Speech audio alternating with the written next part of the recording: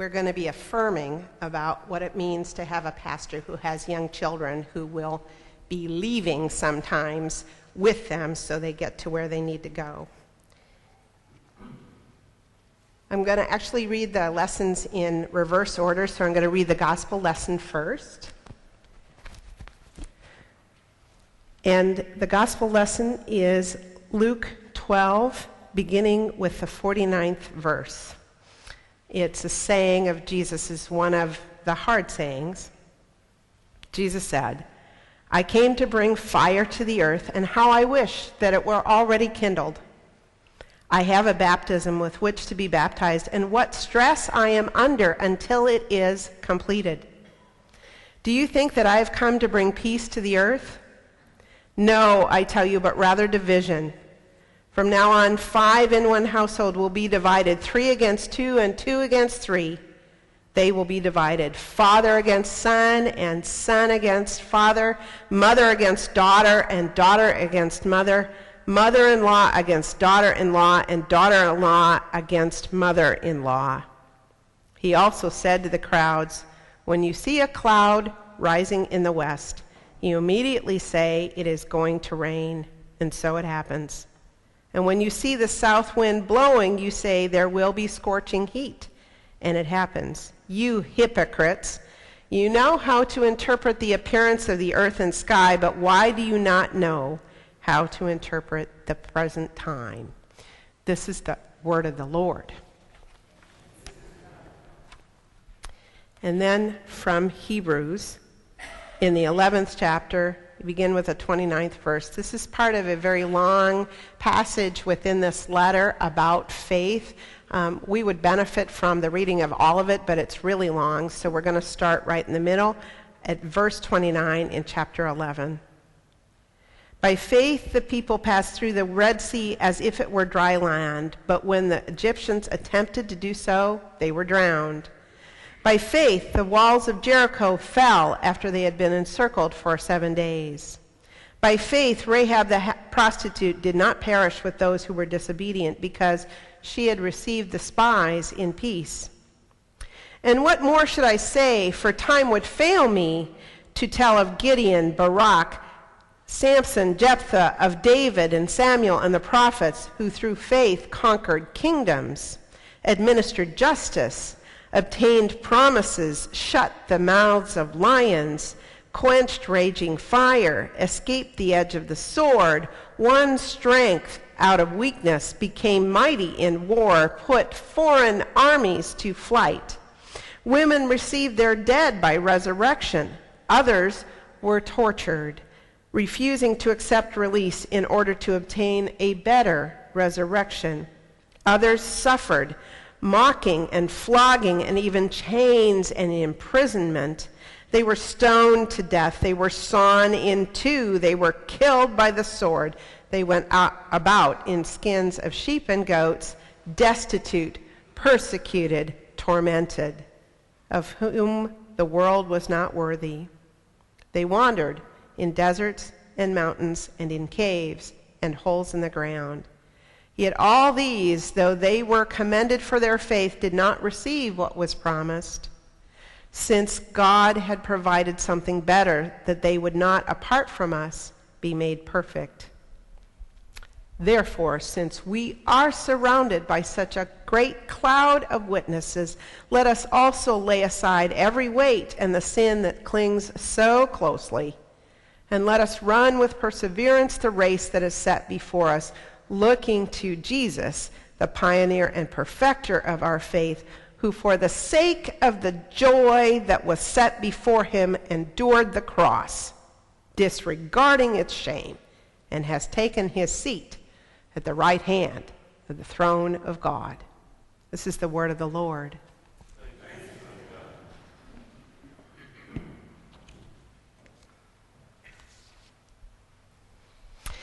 In 1956, a hymn was commissioned by the music program of a prominent Chicago African-American congregation. The refrain of the hymn went, "We've come this far by faith, leaning on the Lord, trusting in his holy word He's never failed us yet. We can't turn around because we've come this far by faith. Do you remember 1956? Eisenhower was president, Nixon vice president. The middle class was economically strong. The Interstate Highway Act was passed, which would change the way we travel in the U.S. and transform the national landscape. And the church was strong. This sanctuary where we sit today was completed in 1955. And with all the baby boomers being born, the church in the U.S., the Protestant church in the U.S., was growing and strong. Families were growing, and they were helping grow congregations and ministries and Sunday schools and youth programs. It was a heady time, a great time. What many today look back to as a good time, a time they'd like to return to, from which we should be able to learn. For African Americans, 1956 sparks different memories, perhaps. It was a time in the U.S. when things were changing for African Americans. Jackie Robinson broke the color line in baseball in 1947, and by 1956 he had been joined by others. Ernie Banks, Willie Mays, Hank Aaron, and others were making the presence of black ball players by 1956 seem normal. The Supreme Court decision, Brown v. Board of Education, in 1954 ended separate but equal schools, thus opening educational opportunities to more Americans than ever before. Signs of change were everywhere, and signs of resistance to change were abundant as well. 14-year-old Emmett Till was tortured and murdered in 1955. And Rosa Parks refused in that same year to give up her seat on a bus, catalyzing a movement that would last over a year into late 1956. That year would cost so much to so many. Many African Americans lost their jobs and were abused or assaulted or worse for taking part in the Montgomery bus boycott. Still to come would be the protests about integrating schools in Arkansas and Alabama, Bloody Sunday, assault and murder visited on many of the freedom riders and the race riots of the late 1960s. Change was everywhere for African Americans, good change and hard change. And whatever change comes, it inspires a variety of responses for us. Some will celebrate. Some will be confused. Some will resist. And conflict about the change will emerge. There will be those who suggest that the wise will keep their heads low so they will not be noticed. There will be those who advocate for change in an orderly fashion through the courts and the legislatures. And there are also those who will encourage more dramatic responses, protest marches, sit-ins, and even riots. For African Americans, by 1956, all of these responses were evident. So, in the midst of such a time, such cataclysmic change and such resistance to change, in such a time to sing out loud, "We've come this far by faith, leaning on the Lord who hasn't failed us yet, so we can't turn around." That is a creedal statement, friends. That's a powerful proclamation in a time of change. To sing this hymn is a statement of conviction, of hope, of firm belief that stood in the presence of everything that would make faith difficult, that was stalwart in the face of all that challenged faith. The statement this hymn makes stands strong, saying yes, saying I believe, confessing faith when things are good, and even more when things are bad. It was this kind of faith of which the author of Hebrews speaks. The faithful who received this letter from which we read this morning were people who lived in a time of great change, good change, like faith conquering kingdoms, justice being brought, and innocence escaping persecution, and people who had died coming back to life. And there were other kinds of change these believers had to bear. Resistance to the changes brought by the Spirit of God visited oppression and persecution on those who professed faith in Jesus. Stoning, dismemberment, stabbing, poverty, persecution, torment, homelessness. And just like in our country, those who received this letter had a variety of responses. Should we keep our heads low and try to survive? Should we protest what is happening? Should we try to work with our oppressors in an orderly way toward change? And these differing responses led to conflict in the community, thus making it harder for the oppressed community to stand strong.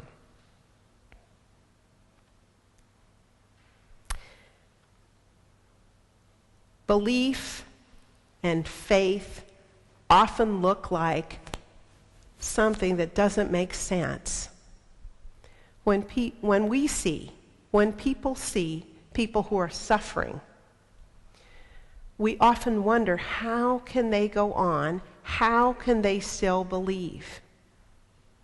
Yet belief and faith in these very hard moments is often named as the only thing that kept people going. Their faith in the darkest of times is what made it possible for them to continue. This is true for those who follow Jesus whenever the church is called to live through times of change. Do we know anything about change in the church? Has anything changed in the church since, say, 1956? The church that some remember when congregations were growing and Sunday schools were bursting at the seams, at least in part because everything was closed on Sunday mornings. Do you remember? Everything was closed on Sunday morning. The church was the only thing in town that you could go to on Sunday morning and Sunday evening, and maybe even Wednesday evening. When I started my ministry, the town in which I served had church night, and nobody had games. Games were not played on Wednesday evening. Do you remember this? And the church was so much closer to the center of community life, with prestige and attention and influence on which we in the church could rely. It's so different from what we experience now. Now, some things might feel the same. For one, the birth rate. The birth rate might feel familiar. There were 74.9 million baby boomers, but there are more millennials. 75.4 million. At 75.4 million, they are the largest generation since the post-war baby boom. And Generation Z, they maybe will come up with another name for it as life continues, but the generation that's being born now, those who were born in the late 90s and will be born up into the mid-2020s, researchers say they are going to overtake both the millennials and the baby boomers in number. So the number of babies around will feel familiar to those of us who have some nostalgia for the mid-50s. It's this high birth rate that contributes to a waiting list being formed every year for the First Presbyterian Church nursery school. There's just more kids than we can accommodate in this premier program we host in this church. So that feels familiar. But how these vast and growing number of families and children participate in church, and even whether they participate, that's very different, right? That's very different. The number of millennials who are unaffiliated, that is, that they say, if someone asks them what their religious affiliation is, they say none, that's growing. That is a very, very large part of the population. And that affects the way we do ministry in ways people who led the church in 1956 could not have imagined. And the way people engage ministry is so very different. It used to be that people who considered themselves active attended church at least 3 out of 4 Sundays. Now, many people consider themselves active if they get to church 1 out of 4 Sundays. That's once a month. If you want more information on this, I'm going to put some links to articles in this week's newsletter so you can read some more about what researchers are seeing about church and how these changes affect us. Also, some people consider themselves active because they are involved in a ministry of a church from time to time, which might not be Sunday morning worship. It might be community dinner. We've had a roll cleaning operation going on for a number of months, and one of the people called was upset to be called and asked if she wanted to continue as a member, even though she has not darkened the door except for funerals of this space for a decade or more. And she said, "But I'm always at community dinner." Or maybe they participate in food distribution or Stephen ministry, which would not bring them all the time in here, or MOPS or a Bible study group. So the ways we count people and determine their level of activity, these have to change if we're going to discern accurately how people understand themselves as part of the body. And some people even will understand themselves as part of this community while never once appearing or considering appearing before session to take membership vows. Do you know that half or more of the women who come to Nitwits are in their 20s and 30s now? Did you know that? Do you believe that? Well, it's factual. Nitwits has realized a change over the last number of months with members of MOPS joining with longtime members of Nitwits for crafting and conversation and fellowship. At one of the meetings recently, a newcomer to the group introduced herself saying, "I joined the First Presbyterian Church community through MOPS." This woman is a member of St. Mike's. She is a devout Roman Catholic. She's a personal friend of Sandra Kruger's. One thing I learned over the last 2 weeks is if you go to the beach for vacation, people will come and visit you while you're at the beach. And Sandra and Todd came and visited us at the beach. And Sandra asked me, as we sat on the beach, about MOPS.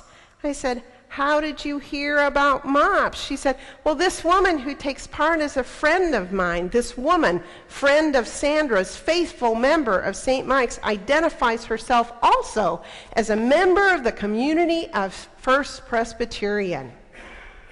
Would that have happened in 1956, friends? So, just like for the community who received the letter we read today, just like for the people of the U.S., white and black, in 1956, we are going through a time of change. Some of the change is good, and some of the change is hard. For instance, many fewer people go to church or get involved at all than went in 1956, and we are still called to proclaim Jesus' good news, and there are fewer people around to make it go.